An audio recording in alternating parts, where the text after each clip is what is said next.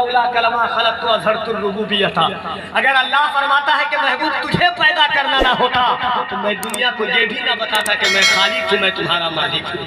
یہ ساری کائنات حضور کے صدقے میں ہے۔ محبت کے ساتھ پورا مجمع اپنے ہاتھوں کو اٹھائے، نعرہ تکبیر، نعرہ رسالت۔ جو ہاتھ نہ اٹھے وہ یہ سوچ لے کہ سرکار کا احسان ہے کہ نہیں اس کے اوپر۔ حضور نہ چاہے تو آپ بول نہیں سکتے، حضور نہ چاہے تو آپ کی سانسیں بھی ہل نہیں سکتی ہے۔ جس حضور کے صدقے میں اللہ نے ہاتھ دیا ہے، محبت کے ساتھ نعرہ تکبیر، نعرہ رسالت، سرکار کی آمد، دلدار کی آمد، آقا کی آمد، آقا کی آمد، داتا کی آمد، یاسین کی آمد، طٰہٰ کی آمد۔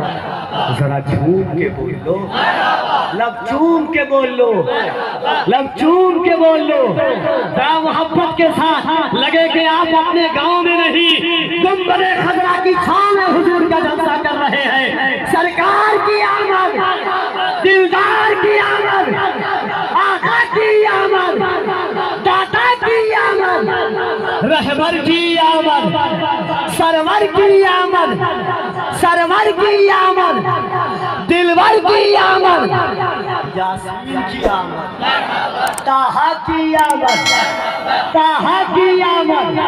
نعرہ تکبیر، نعرہ رسالت، شہید اعظم کانفرنس تو صرف ہم سے گنہگار بھی وہاں ہوں گے، شفیع و سید و ابرار بھی وہاں ہوں گے۔ ہمارے دل میں کشش خلد کی بڑھانے کو یہی بہت ہے کہ سرکار بھی وہاں ہو۔ روح بن کر وسعت کونین میں زندہ ہیں آپ، روح بن کر وسعت کونین میں زندہ ہیں آپ، یا رسول اللہ صلی اللہ علیہ وآلہ وسلم۔ حاضرین،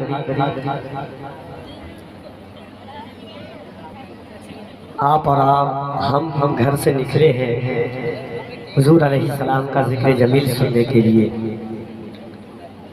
زمانہ بدل چکا ہے، وقت نے الگ کروٹیں بدل دی ہے، چاروں طرف اندھیرا ہی اندھیرا ہے۔ ہر لوگ اسلام کی طرف خوخاریت سے دیکھ رہے ہیں، ہر پنجہ مذہب اسلام کی طرف زور آزمائی کے لیے اپنی کوشش کر رہا ہے۔ میرے کریم آقا صلی اللہ علیہ وآلہ وسلم کا دین بڑی شان اور بڑے اہتمام کے ساتھ مدینہ طیبہ کی زمین سے چلا تھا۔ صحابہ کرام نے، تابعین نے، تبع تابعین نے، اولیاء کاملین نے بڑے شفاف، بڑی مہذب دیوار تیار کی مذہب اسلام کی۔ القصہ مختصر کے اسلام اس مقام پر آ گیا کہ سلطان الہند عطائے رسول سرکار غریب نواز معین الملت والدین نے تنہا 90 لاکھ لوگوں کو کلمہ پڑھا کر کے مسلمان بنایا۔ کہتے سبحان اللہ۔ مگر آپ اس سے بہتر جانتے ہیں، حالات آپ کے سامنے ہیں۔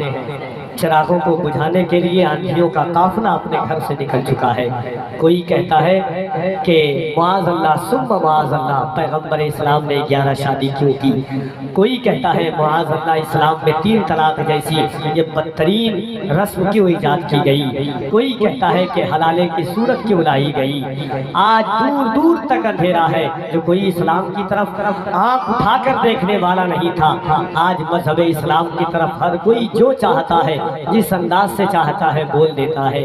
لوگ کہتے ہیں اسلام نے عورت کو عزت نہیں دی، لوگ کہتے ہیں محمد رسول اللہ صلی اللہ علیہ وسلم نے، پیغمبر اسلام نے لڑکیوں کو عزت نہیں دی۔ اتنی بڑی تعداد ہے۔ آنے والا مہینہ پیغمبر اسلام کی آمد کا مہینہ ہے، آنے والا وقت کائنات کے تاجدار کی آمد کا وقت ہے۔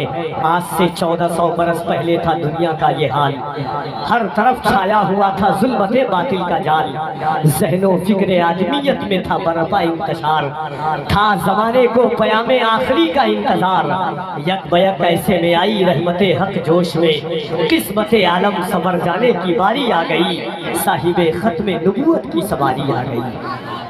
بس 5 سے 7 منٹ قاری اعظم الہی صاحب قبلہ تشریف رکھتے ہیں، اجلہ مفصل مدلل علماء کرام کی کلمہ گری ہے، ان کے قدم کی برکتیں محصول کرتا ہوا سرکار کی آمد اور مذہب اسلام نے دنیا کو کیا پیغام دیا ہے، بس ایک بات مگر پیش کی دل چاہتا ہے میرا۔ دیکھیے ایک بات میں آپ سے کہتا ہوں، دل کی بات کہتا ہوں، جب حضور کی محفل میں ہم آتے ہیں نا تو دعائیں مانگا کریں، زمین مجھے نگل جائے گی، زمین پھٹ جائے گی، میں اس کے اندر دفن ہو جاؤں گا۔ الغرض کہ یا رسول اللہ میں اس جگہ پر پہنچا جہاں پر تمام لوگ اپنی بیٹی کو دفن کرتے تھے، میں نے مٹی کھودا، میری بیٹی پوچھتی رہی کہ بابا کیوں لائے ہو، میں کہتا رہا کہ تجھے کھیلنے کے لیے لایا ہوں، تجھے گھمانے کے لیے لایا ہوں۔ میں نے گڈھا کھودا، بیٹی کو رکھا، یا رسول اللہ جیسے اسے رکھا وہ مسکرا رہی تھی، پھر بھی میرے دل پر کوئی اثر نہ پڑا، شیطان مجھ پر غالب تھا، میں نے مٹی ڈالا، مٹی ڈالتا گیا، تھوڑی دور تک مٹی پڑی، اب آسمان ایسا لگتا تھا کہ ٹوٹ کر میرے سر پر گر جائے گا۔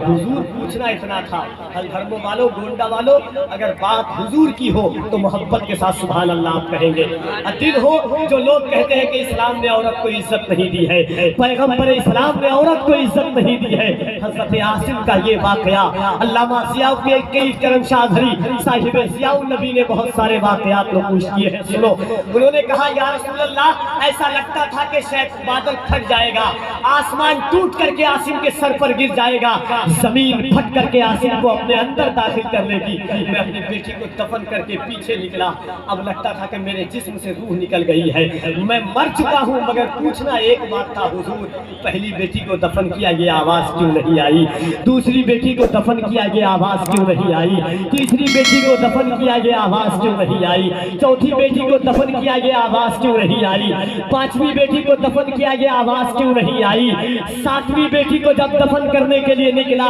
تو یہ آواز کیوں آئی۔